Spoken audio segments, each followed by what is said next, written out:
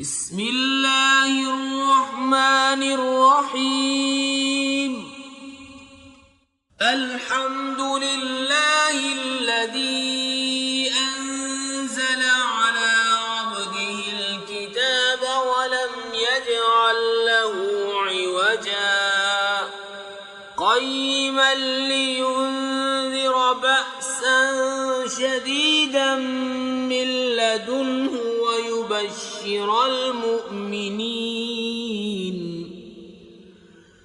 ويبشر المؤمنين الذين يعملون الصالحات أن لهم أجرا حسنا ماكثين فيه أبدا وينذر الذين قالوا اتخذ الله ولدا ما لهم به من علم ولا لآبائهم كبرت كلمة تخرج من أفواههم إن يقولون إلا كذبا فلعلك باخع نفسك على آثارهم إن لم يؤمنوا بهذا الحديث أسفا إنا جعلنا ما على الأرض زينة لها لنبلوهم أيهم أحسن عملا وإنا لجاعلون ما عليها صعيدا جرزا أم حسبت أن أصحاب الكهف والرقيم كانوا من آياتنا عجبا إذ أوى الفتية إلى الكهف فقالوا ربنا آتنا من لدنك رحمة وهيئ لنا من أمرنا رشدا فضربنا على آذانهم في الكهف سنين عددا ثم بعثناهم لنعلم أي الحزبين أحصى لما لبثوا أمدا نحن نقص عليك نبأهم بالحق إنهم فتية آمنوا بربهم وزدناهم هدى وربطنا على قلوبهم إذ قاموا فقالوا ربنا رب السماوات والأرض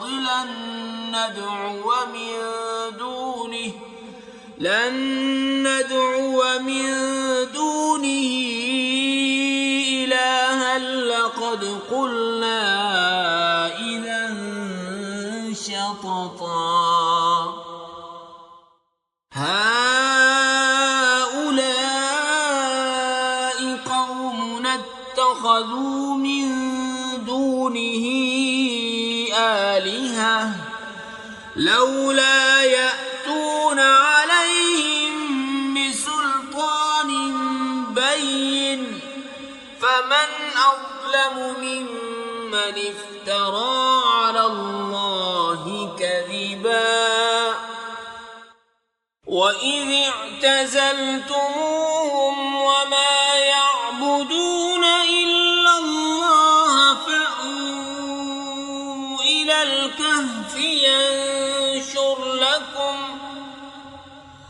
فأووا إلى الكهف ينشر لكم ربكم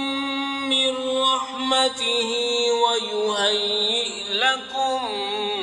من أمركم مرفقا وترى الشمس إذا طلعت تزاور عن كهفهم ذات اليمين وإذا غربت اقتربت تقرضهم ذات الشمال وهم في فجوة منه ذلك من آيات الله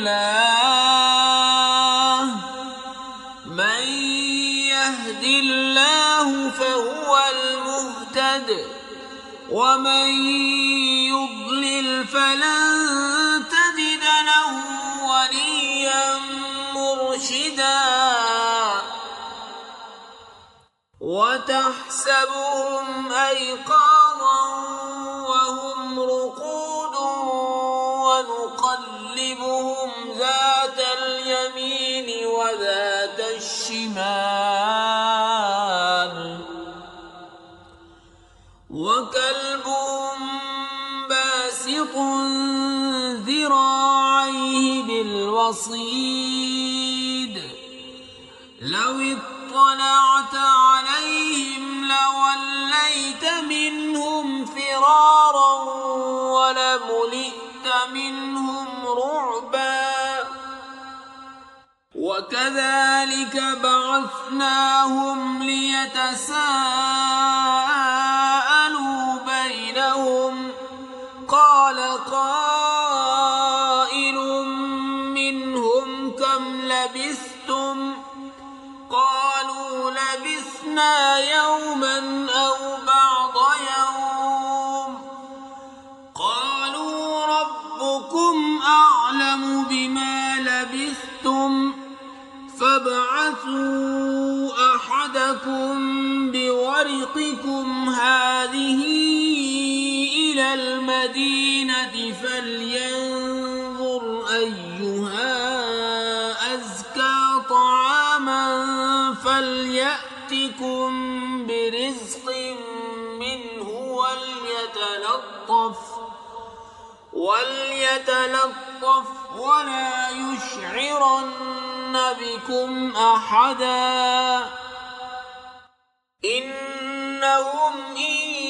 يظهروا عليكم يرجموكم أو يعيدوكم في ملتهم ولن تفلحوا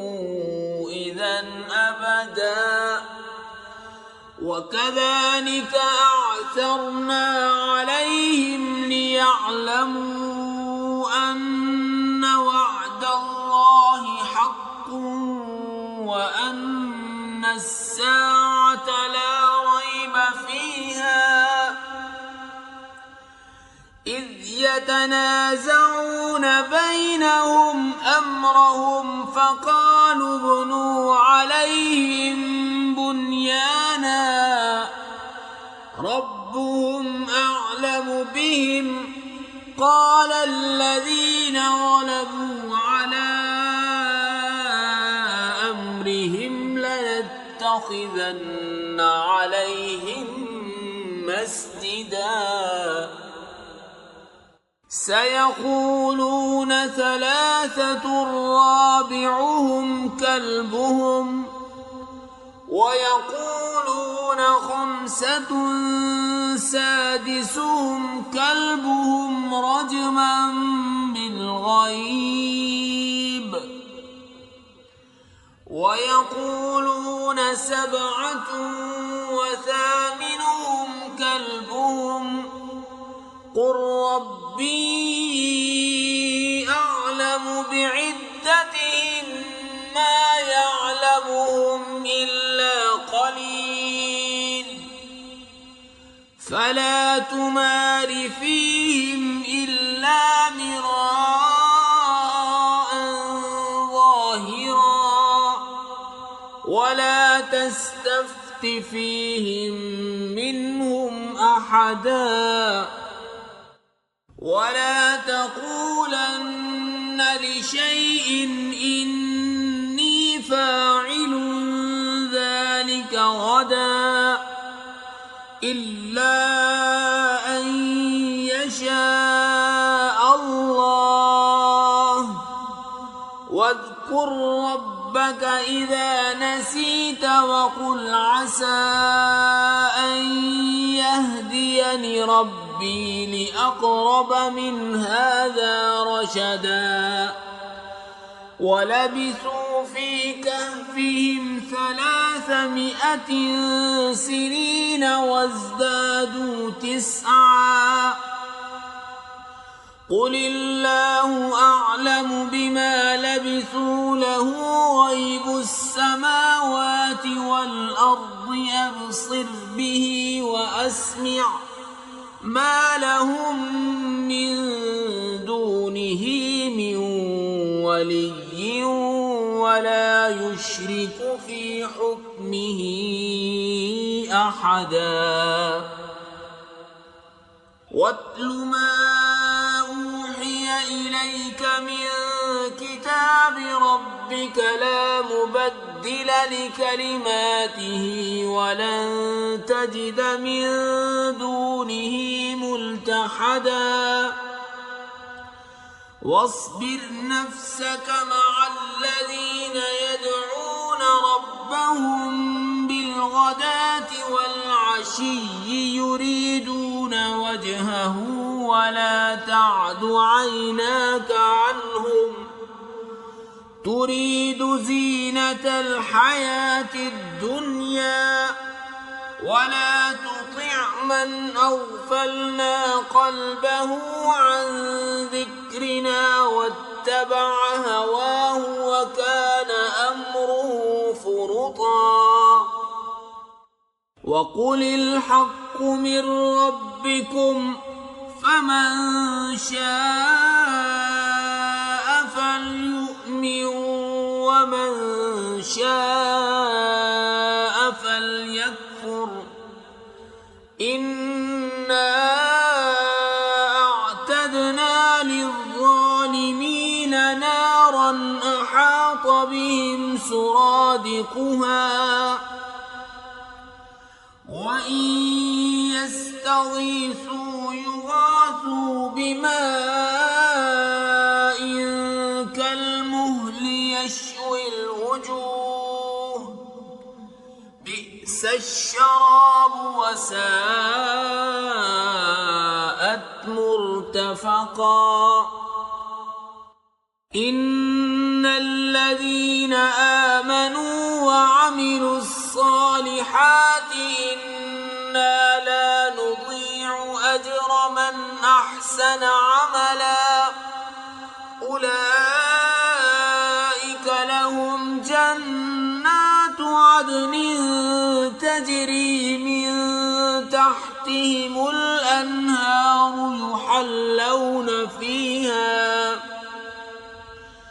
يحلون فيها من أساور من ذهب ويلبسون ثيابا خضرا من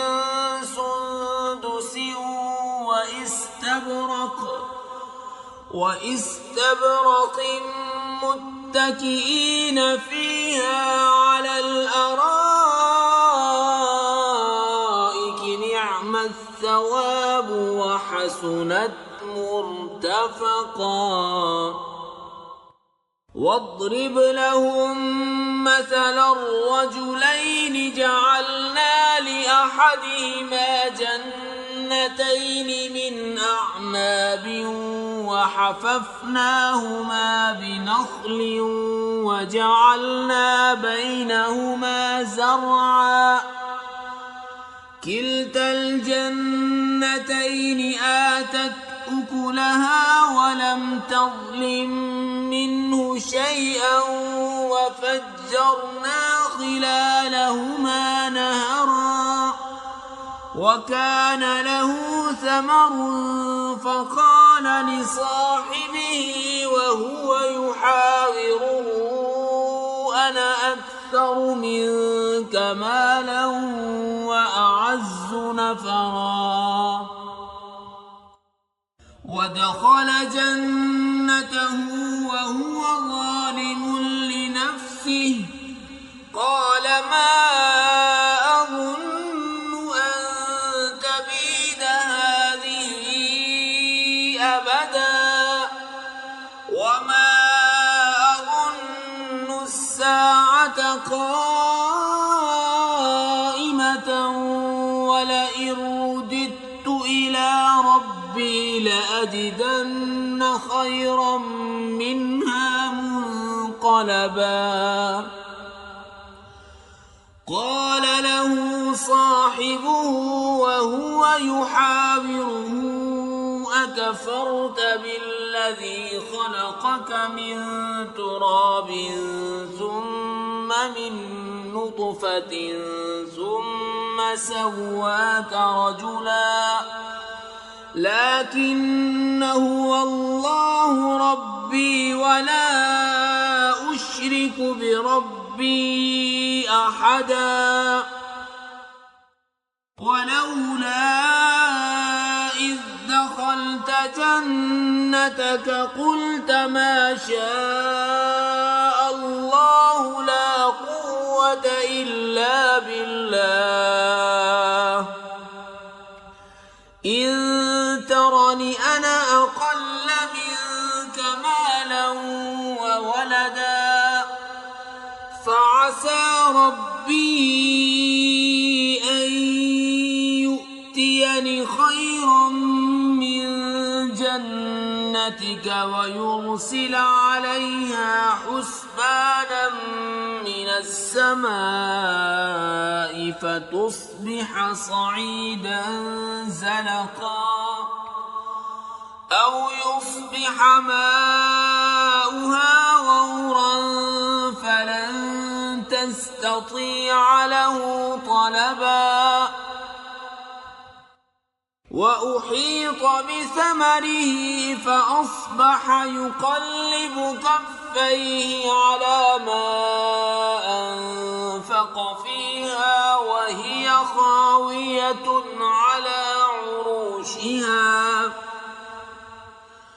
وهي خاوية على عروشها ويقول يا ليتني لم أشرك بربي أحدا ولم تكن له فئة ينصرونه من دون الله وما كان منتصرا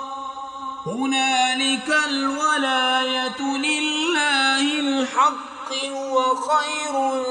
ثوابا وخير عقبا واضرب لهم مثل الحياة الدنيا كماء أنزلناه من السماء فاختلط به نبات الأرض فأصبح هشيما تذروه الرياح وكان الله على كل شيء مقتدرا المال والبنون زينة الحياة الدنيا والباقيات الصالحات خير عند ربك ثوابا وخير أملا ويوم نسير الجبال وترى الأرض بارزة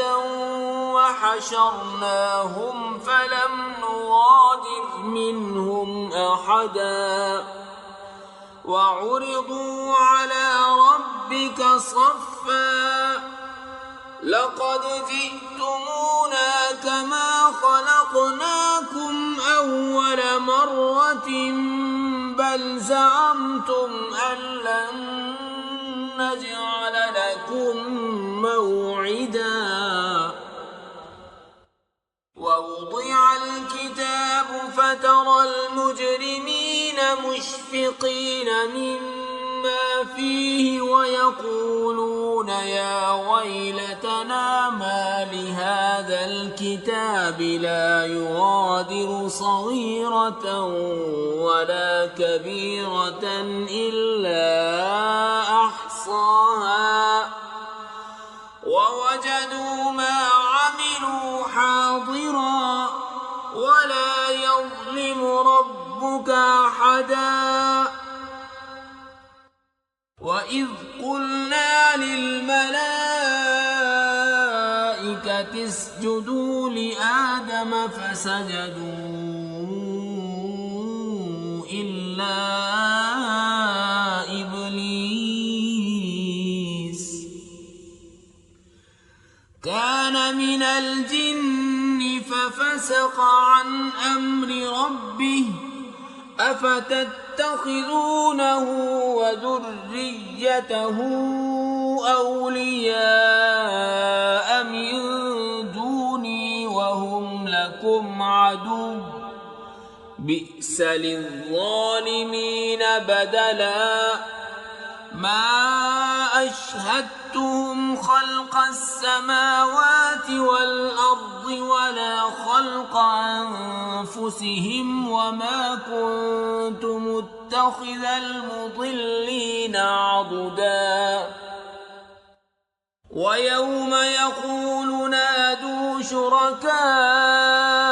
الذين زعمتم فدعوهم فلم يستجيبوا لهم وجعلنا بينهم موبقا ورأى المجرمون النار فظنوا أنهم مواقعوها ولم يجدوا عنها مصرفا ولقد صرفنا في هذا القرآن للناس من كل مثل وكان الإنسان أكثر شيء جدلا وما منع الناس أن يؤمنوا إذ جاءهم الهدى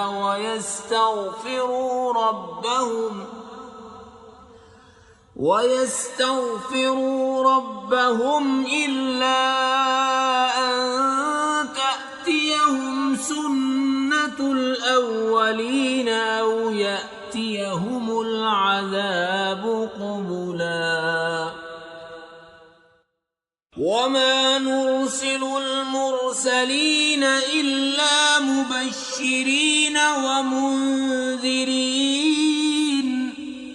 ويجادل الذين كفروا بالباطل ليدحضوا به الحق واتخذوا آياتي وما أنذروا هزوا ومن أظلم ممن ذكر بآيات ربه فأعرض عنها ونسي ما قدمت يداه إنا جعلنا على قلوبهم أكنة أن يفقهوه وفي آذانهم وقرا وإن تدعوهم إلى الهدى فلن يهتدوا إذا أبدا وربك الغفور ذو الرحمة لو يؤاخذهم بما كسبوا لعجل لهم العذاب بل لهم موعد لن يجدوا من دونه موئلا وتلك القرى أهلكناهم لما ظلموا وجعلنا لمهلكهم موعدا وإذ قال موسى لفتاه لا أبرح حتى أبلغ مجمع البحرين أو أمضي حقبا فلما بلغا مجمع بينهما نسيا حوتهما فاتخذ سبيله في البحر سربا فلما جاوزا قال لفتاه آتنا غداءنا لقد لقد لقينا من سفرنا هذا نصبا قال أرأيت إذ أوينا إلى الصخرة فإني نسيت الحوت وما أنسانيه إلا الشيطان أن أذكره واتخذ سبيله في البحر عجبا قال ذلك ما كنا نبغي فارتدا على آثارهما قصصا فوجدا عبدا من عبادنا آتيناه رحمة من عندنا وعلمناه من لدنا علما قال له موسى هل أتبعك على أن تعلمني مما علمت رشدا قال إنك لن تستطيع معي صبرا وكيف تصبر على ما لم تحط به خبرا قال ستجدني إن شاء الله صابرا ولا أعصي لك أمرا قال فإن اتبعتني فلا تسألني عن شيء حتى أحدث لك منه ذكرا فانطلقا حتى إذا ركبا في السفينة خرقها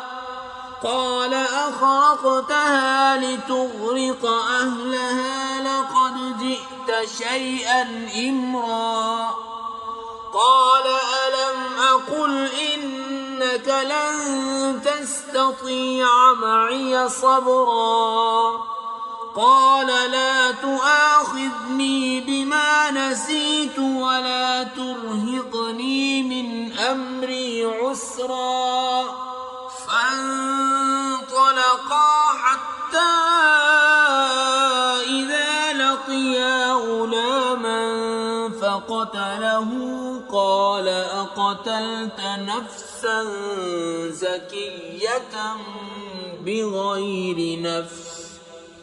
لقد جئت شيئا نكرا قال ألم أقل لك إنك لن تستطيع معي صبرا قال إن سألتك عن شيء بعدها فلا تصاحبني قد بلغت من لدني عذرا فانطلقا حتى إذا أتيا أهل قرية استطعما أهلها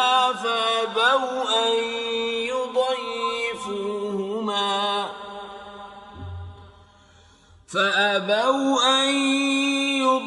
يضيفوهما فوجدا فيها جدارا يريد أن ينقض فأقامه قال لو شئت لاتخذت عليه أجرا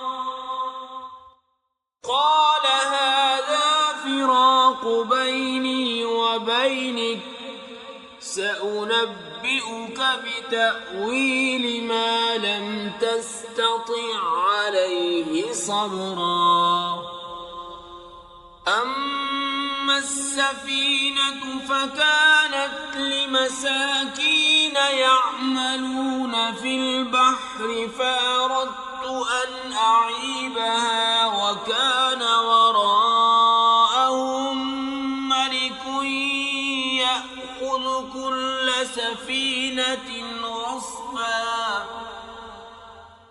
وأما الغلام فكان أبواه مؤمنين فخشينا أن يرهقهما طغيانا وكفرا فأردنا أن يبدلهما ربهما خيرا منه زكاة وأقرب رحما وأما الجدار فكان لغلامين يتيمين في المدينة وكان تحته كنز لهما وكان أبوهما صالحا فأراد ربك أن يبلغا أشدهما ويستخرجا كنزهما رحمة من ربك وما فعلته عن أمري ذلك تأويل ما لم تسطع عليه صبرا ويسألونك عن ذي القرنين قل سأتلو عليكم منه ذكرا إنا مكنا له في الأرض وآتيناه من كل شيء سببا فأتبع سببا حتى إذا بلغ مغرب الشمس وجدها تغرب في عين حمئة ووجد عندها قوما قلنا يا ذا القرنين إما أن تعذب وإما أن تتخذ فيهم حسنا قال أما من ظلم فسوف نعذبه ثم يرد إلى ربه فيعذبه عذابا نكرا وأما من آمن وعمل صالحا فله جزاء الحسنى وسنقول له من أمرنا يسرا ثم أتبع سببا حتى إذا بلغ مطلع الشمس وجدها تطلع على قوم لم نجعل لهم من دونها سترا كذلك وقد أحطنا بما لديه خبرا ثم أتبع سببا حتى إذا بلغ بين السدين وجد من دونهما قوما لا يكادون يفقهون قولا قالوا يا ذا القرنين إن يأجوج ومأجوج مفسدون في الأرض فهل نجعل لك خرجا على أن تجعل بيننا وبينهم سدا قال ما مكني فيه ربي خير فأعينوني بقوة أجعل بينكم وبينهم ردما آتوني زبر الحديد حتى إذا ساوى بين الصدفين قال انفخوا حتى إذا جعله نارا قال آتوني أفرغ عليه قطرا فما استطاعوا أن يظهروه وما استطاعوا له نقبا قال هذا رحمة من ربي فإذا جاء وعد ربي جعله دكاء وكان وعد ربي حقا وتركنا بعضهم يومئذ يموج في بعض ونفخ في الصور فجمعناهم جمعا وعرضنا جهنم يومئذ للكافرين عرضا الذين كانت أعينهم في غطاء عن ذكري وكانوا لا يستطيعون سمعا أفحسب الذين كفروا أن يتخذوا عبادي من دوني أولياء إنا أعتدنا جهنم للكافرين نزلا قل هل ننبئكم بالأخسرين أعمالا الذين ضل سعيهم في الحياة الدنيا وهم يحسبون أنهم يحسنون صنعا أولئك الذين كفروا بآيات ربهم ولقائه فحبطت أعمالهم فلا نقيم لهم يوم القيامة وزنا ذلك جزاؤهم جهنم بما كفروا واتخذوا آياتي ورسلي هزوا إن الذين آمنوا وعملوا الصالحات كانت لهم جنات الفردوس نزلا خالدين فيها لا يبغون عنها حولا قل لو كان البحر مدادا لكلمات ربي لنفد البحر قبل أن تنفد كلمات ربي ولو جئنا بمثله مددا قل إنما أنا بشر مثلكم يوحى إلي أنما إلهكم إله واحد فمن كان يرجو لقاء ربه فليعمل عملا صالحا ولا يشرك بعبادة ربه أحدا بسم الله الرحمن الرحيم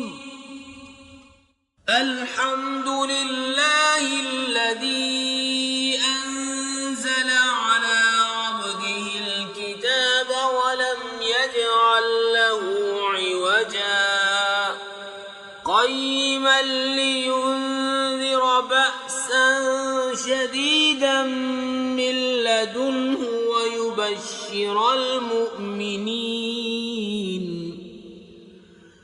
ويبشر المؤمنين الذين يعملون الصالحات أن لهم أجرا حسنا ماكثين فيه أبدا وينذر الذين قالوا اتخذ الله ولدا ما لهم به من علم ولا لآبائهم كبرت كلمة تخرج من أفواههم إن يقولون إلا كذبا فلعلك باخع نفسك على آثارهم إن لم يؤمنوا بهذا الحديث أسفا إنا جعلنا ما على الأرض زينة لها لنبلوهم أيهم أحسن عملا وإنا لجاعلون ما عليها صعيدا جرزا أم حسبت أن أصحاب الكهف والرقيم كانوا من آياتنا عجبا إذ أوى الفتية إلى الكهف فقالوا ربنا آتنا من لدنك رحمة وهيئ لنا من أمرنا رشدا فضربنا على آذانهم في الكهف سنين عددا ثم بعثناهم لنعلم أي الحزبين أحصى لما لبثوا أمدا نحن نقص عليك نبأهم بالحق إنهم فتية آمنوا بربهم وزدناهم هدى وربطنا على قلوبهم إذ قاموا فقالوا ربنا رب السماوات والأرض لن ندعو من دونه إلها لقد قلنا إذا شططا هؤلاء قوم اتخذوا من دونه آلهة لولا يأتون عليهم بسلطان بين فمن أظلم ممن افترى على الله كذبا وإذ اعتزلتموهم وما يعبدون إلا الله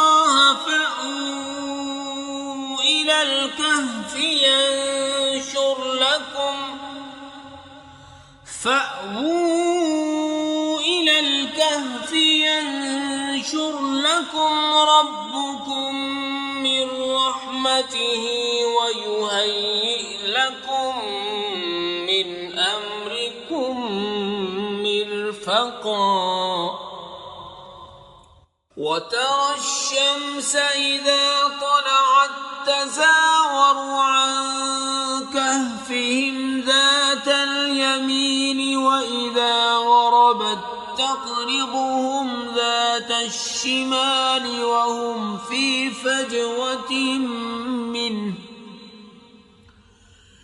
ذلك من آيات الله من يهد الله فهو المهتد ومن يضلل فلن تجد له وليا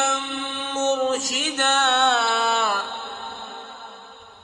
وتحسبهم أيقاظا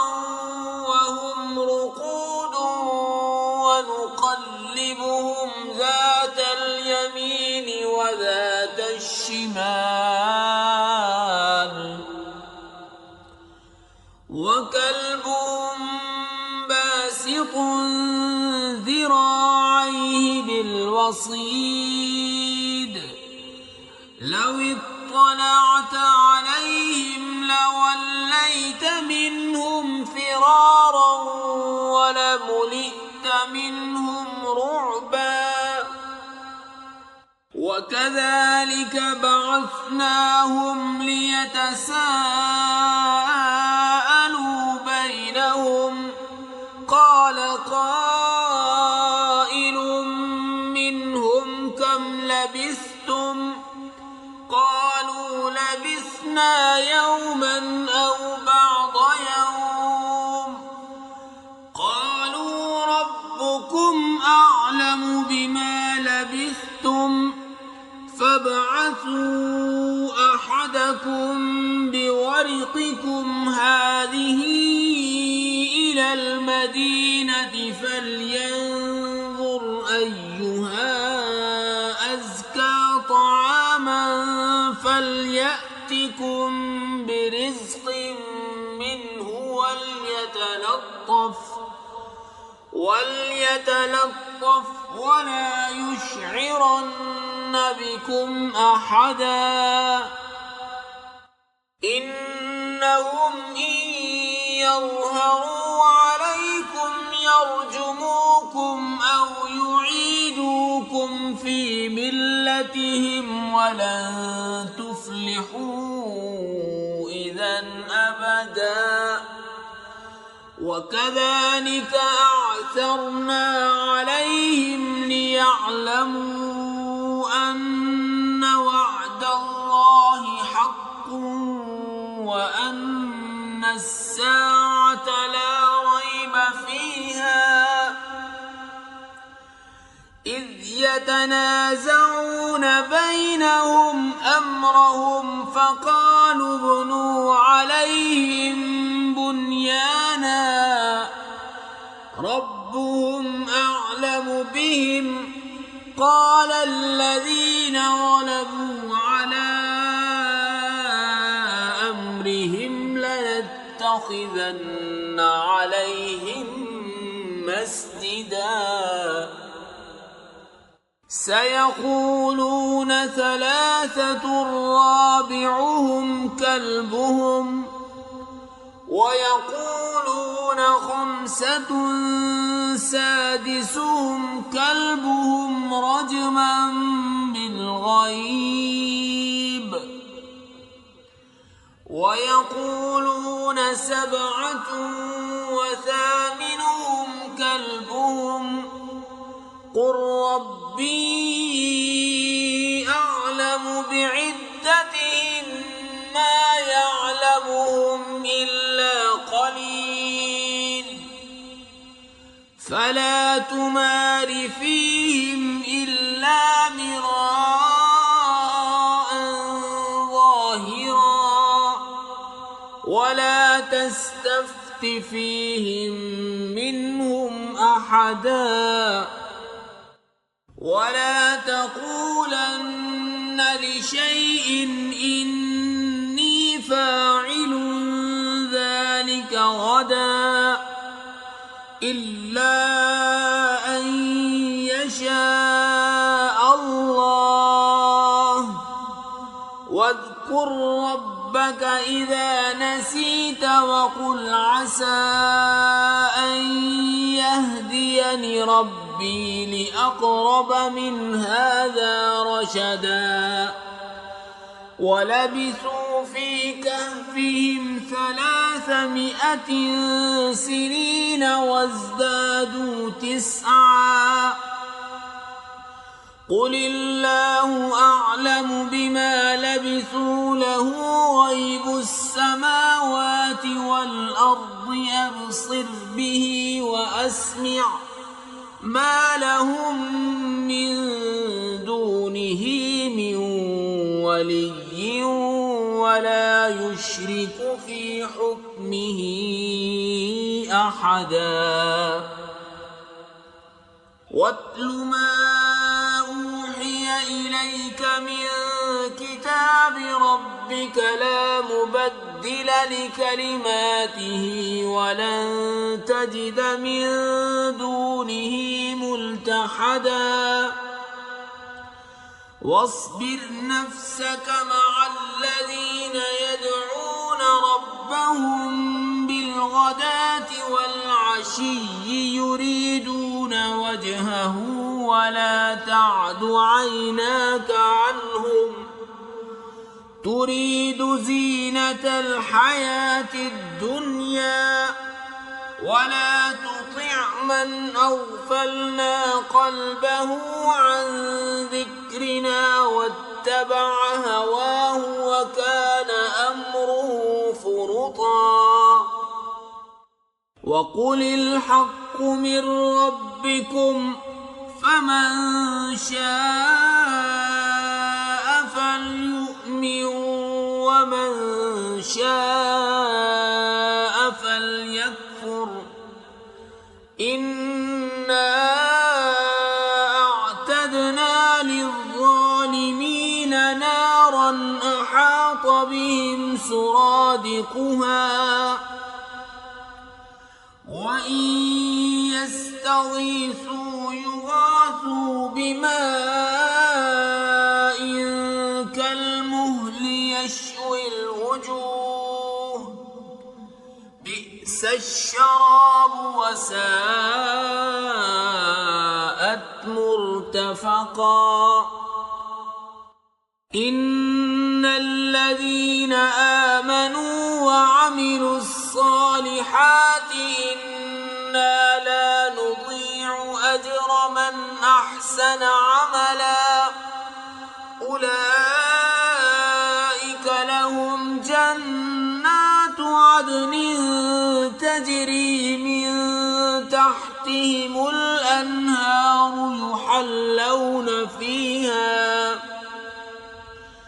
يحلون فيها من أساور من ذهب ويلبسون ثيابا خضرا من سندس واستبرق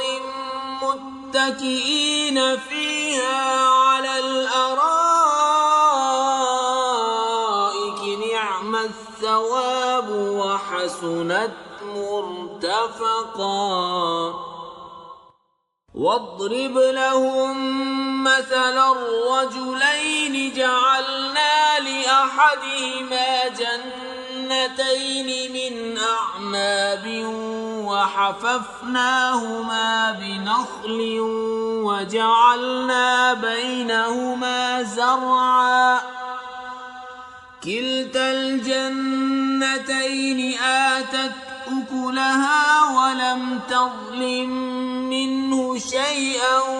وفجرنا خلالهما نهرا وكان له ثمر فقال لصاحبه وهو يحاوره أنا أكثر منك مالا وأعز نفرا ودخل جنته وهو ظالم لنفسه قال ما أظن أن تبيد هذه أبدا وما أظن الساعة قائمة ولئن رددت إلى ربي لأجدن خيرا منها منقلبا قال له صاحبه وهو يحاوره أكفرت بالذي خلقك من تراب ثم من نطفة ثم سواك رجلا لكن هو الله ربي ولا أشرك بربي أحدا ولولا إذ دخلت جنتك قلت ما شاء الله لا قوة إلا بالله إن ترني أنا أقل منك مالا وولدا فعسى ربي أن يؤتيني خيرا من جنتك ويرسل عليها حسبانا من السماء فتصبح صعيدا زلقا أو يصبح ماؤها غورا فلن تستطيع له طلبا وأحيط بثمره فأصبح يقلب كفيه على ما أنفق فيها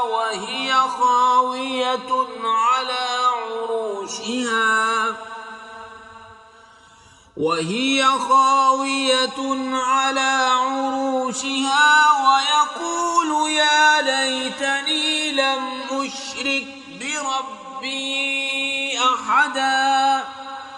ولم تكن له فئة ينصرونه من دون الله وما كان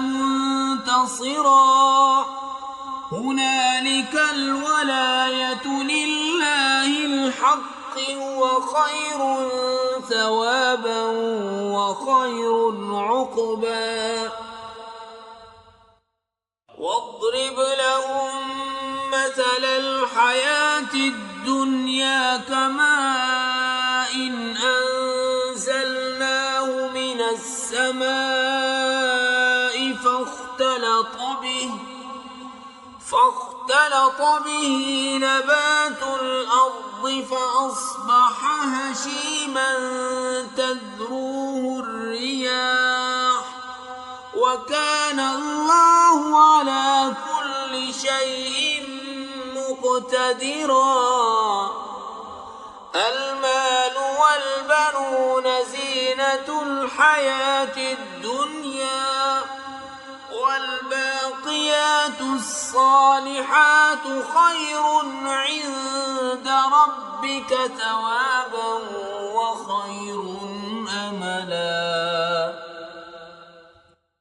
ويوم نسير الجبال وترى الأرض بارزة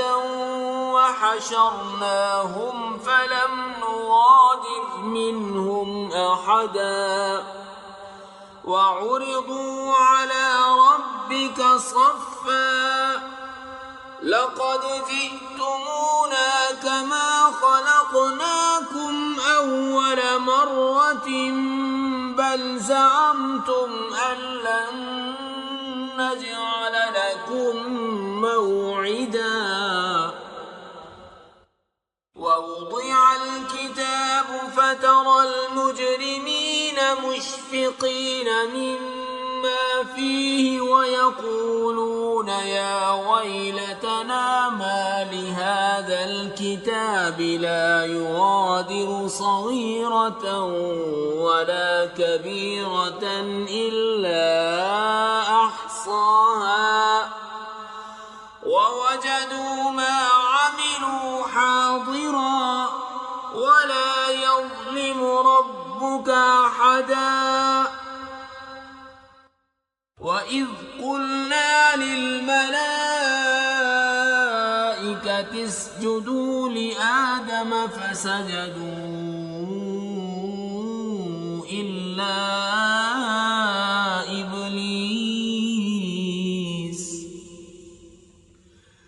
كان من الجن ففسق عن أمر ربه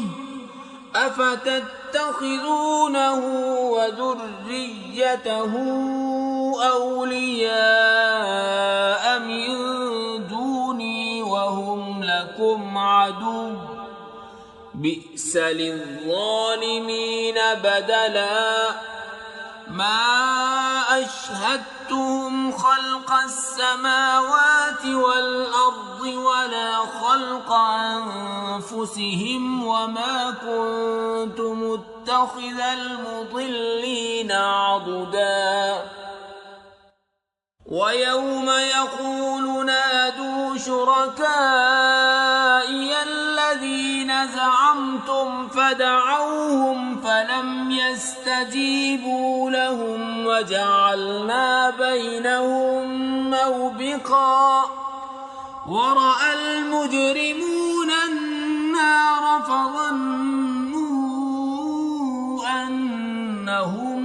مواقعوها ولم يجدوا عنها مصرفا ولقد صرفنا في هذا القرآن للناس من كل مثل وكان الإنسان أكثر شيء جدلا وما منع الناس أن يؤمنوا إذ جاءهم الهدى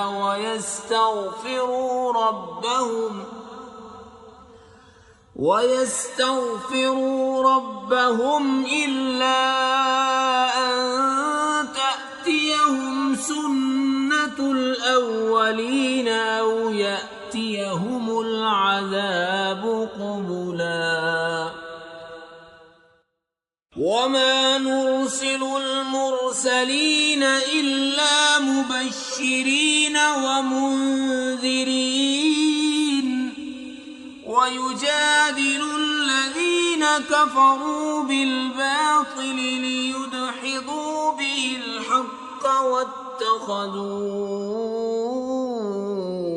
آياتي وما أنذروا هزوا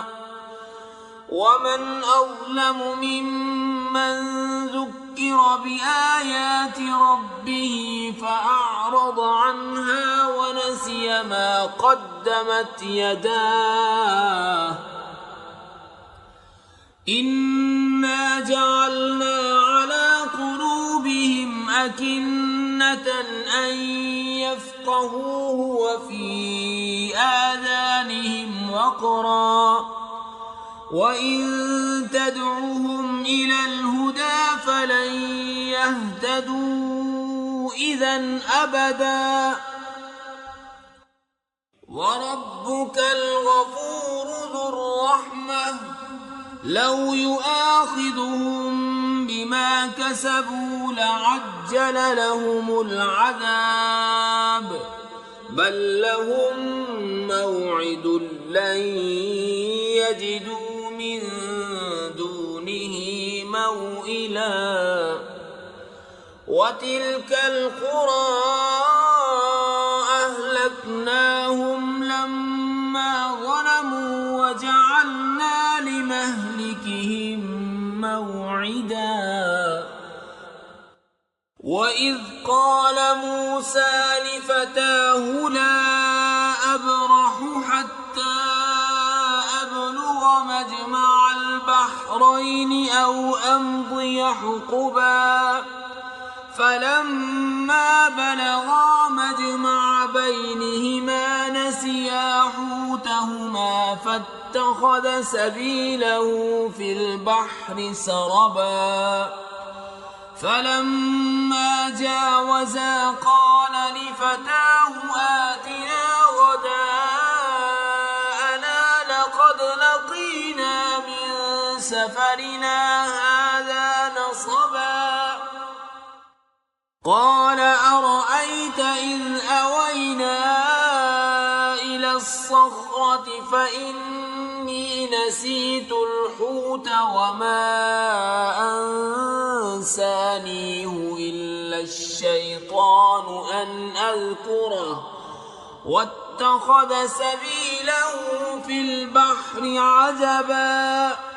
قال ذلك ما كنا نبغي فارتدا على آثارهما قصصا فوجدا عبدا من عبادنا آتيناه رحمة من عندنا وعلمناه من لدنا علما قال له موسى هل أتبعك على أن تعلمني مما علمت رشدا قال إنك لن تستطيع معي صبرا وكيف تصبر على ما لم تحط به خبرا قال ستجدني إن شاء الله صابرا ولا أعصي لك أمرا قال فإن اتبعتني فلا تسألني عن شيء حتى أحدث لك منه ذكرا فانطلقا حتى إذا ركبا في السفينة خرقها قال أخرقتها لتغرق أهلها لقد جئت شيئا إمرا قال ألم أقل إنك لن تستطيع معي صبرا قال لا تؤاخذني بما نسيت ولا ترهقني من أمري عسرا فانطلقا حتى إذا لقيا غلاما فقتله قال أقتلت نفسا زكية بغير نفس لقد جئت شيئا نكرا قال ألم أقل لك إنك لن تستطيع معي صبرا قال إن سألتك عن شيء بعدها فلا تصاحبني قد بلغت من لدني عذرا فانطلقا حتى إذا أتيا أهل قرية استطعما أهلها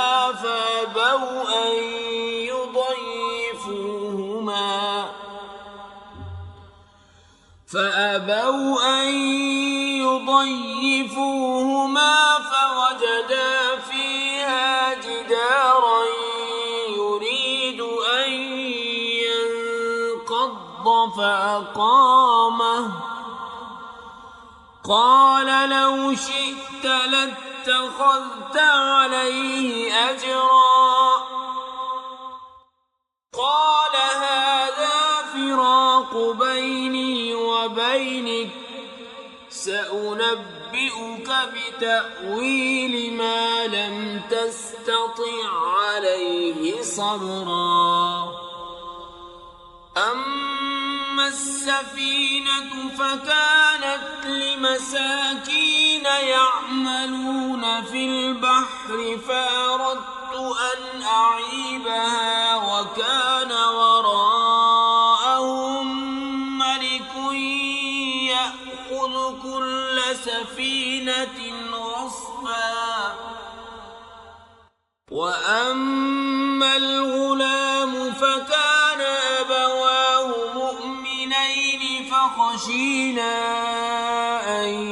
يرهقهما طغيانا صخرا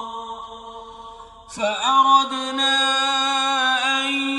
يبدلهما ربهما خيرا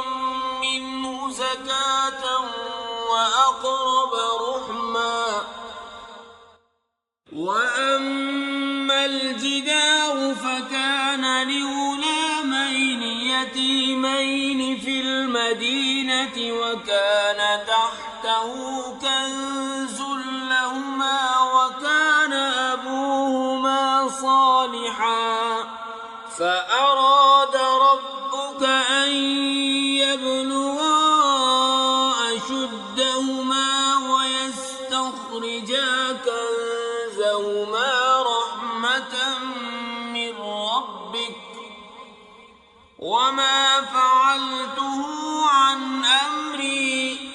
ذلك تأويل ما لم تسطع عليه صبرا ويسألونك عن ذي القرنين قل سأتلو عليكم منه ذكرا إنا مكنا له في الأرض وآتيناه من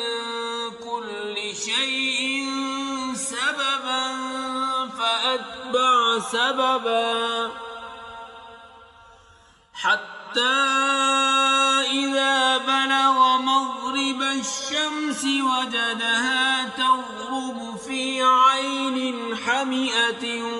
ووجد عندها قوما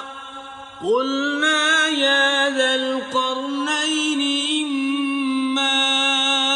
أن تعذب وإما أن تتخذ فيهم حسنا قال أما من ظلم فسوف نعذبه ثم يرد إلى ربه فيعذبه عذابا نكرا وأما من آمن وعمل صالحا فله جزاء الحسنى وسنقول له من أمرنا يسرا ثم أتبع سببا حتى إذا بلغ مطلع الشمس وجدها تطلع على قوم لم نجعل لهم من دونها سترا كذلك وقد أحطنا بما لديه خبرا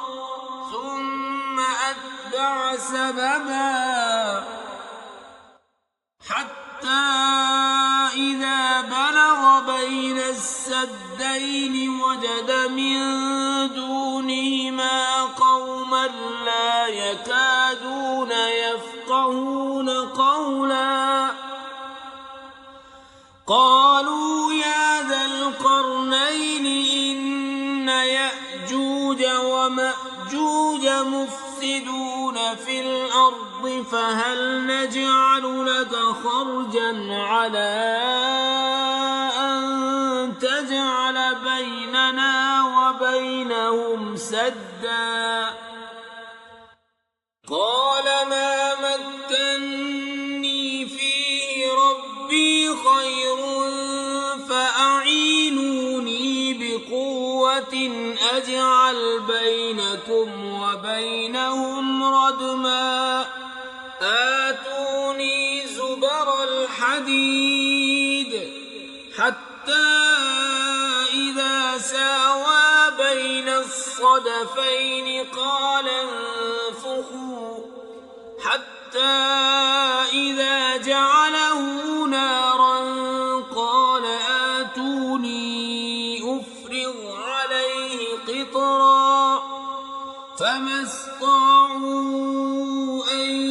يظهروه وما استطاعوا له نقبا قال هذا رحمة من فإذا جاء وعد ربي جعله دكاء وكان وعد ربي حقا وتركنا بعضهم يومئذ يموج في بعض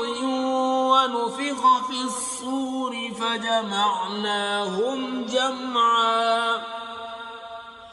وعرضنا جهنم يومئذ للكافرين عرضا الذين كانت أعينهم في غطاء عن ذكري وكانوا لا يستطيعون سمعا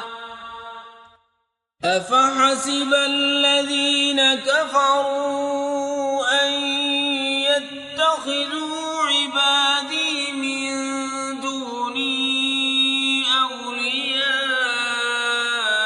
إنا أعتدنا جهنم للكافرين نزلا قل هل ننبئكم بالأخسرين أعمالا الذين ضل سعيهم في الحياة الدنيا وهم يحسبون أنهم يحسنون صنعا أولئك الذين كفروا بآيات ربهم ولقائه فحبطت أعمالهم فلا نقيم لهم يوم القيامة وزنا ذلك جزاؤهم جهنم بما كفروا واتخذوا آياتي ورسلي هزوا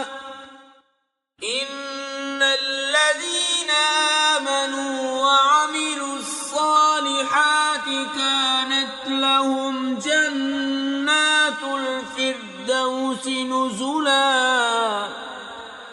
خالدين فيها لا يبغون عنها حولا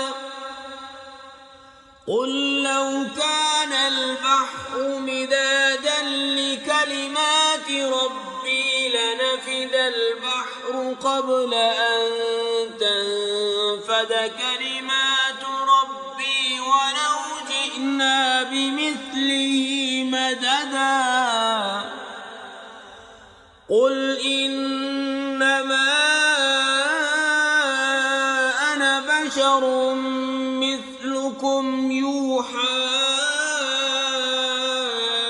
إلي أنما إلهكم إله واحد فمن كان يرجو لقاء ربه فليعمل عملا صالحا ولا يشرك بعبادة ربه أحدا.